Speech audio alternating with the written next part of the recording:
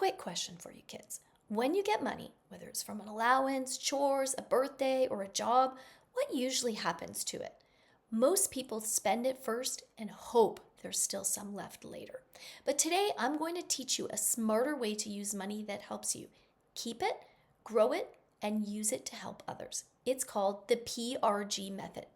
I'm Deb Kierstead with Live Skills Money, and I want to talk to you today about what I call PRG.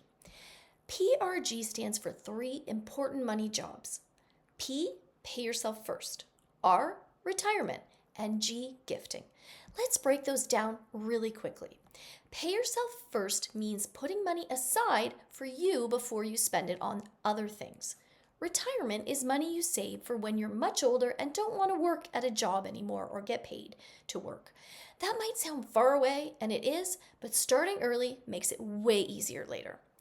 Gifting, or the G, means giving money to help others who need it. Now, I'm not talking about birthday gifts for your best friend or a Christmas present for your parents, but helping people who don't have enough, donating to charities, helping unhoused people, or supporting community programs. Now, PRG helps your money to do more than just disappear. So let's talk about retirement and gifting and why they matter. Retirement matters because one day future you will want choices. You don't want to have to work for money anymore. You might still do things, but you don't want to have a job or a business. So saving a little now means the future you doesn't have to worry as much. Now, gifting matters because money isn't just about you. It's about helping others, being kind, and making a difference in the world. When you use money to help others, you learn empathy, gratitude, and responsibility, and those are powerful skills. A side thing is you'll notice that the more you give, the more things come to you as well. But that's not why we do it. Let's get back to the really key one that's really important to you right now and for the rest of your life. This is the big one. Pay yourself first. So many adults do this backwards. They pay all the bills.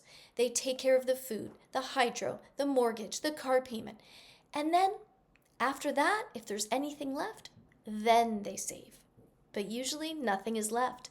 As people, we tend to spend all the money we have. And that's why smart money thinkers pay themselves first before spending. Now for adults, I recommend something called the 30-70 split. 70% goes to your life and spending and all your costs like your home, your food, your transportation. And then 30% goes to the PRG method. 10% pay yourself first, 10% for retirement, and 10% for gifting.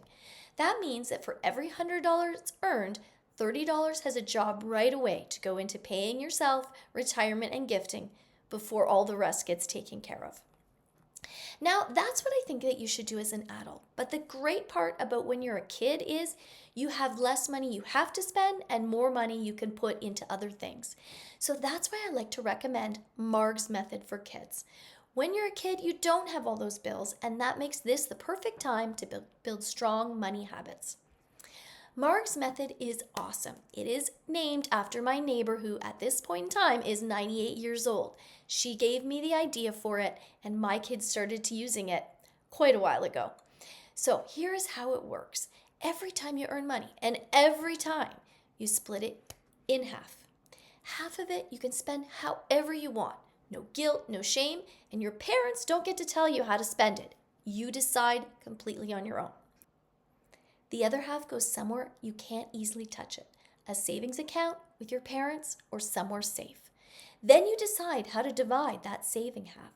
Some options you might include are just a general savings, an emergency money fund, travel or fun goals, education, retirement, investments, a car or a house, and of course gifting.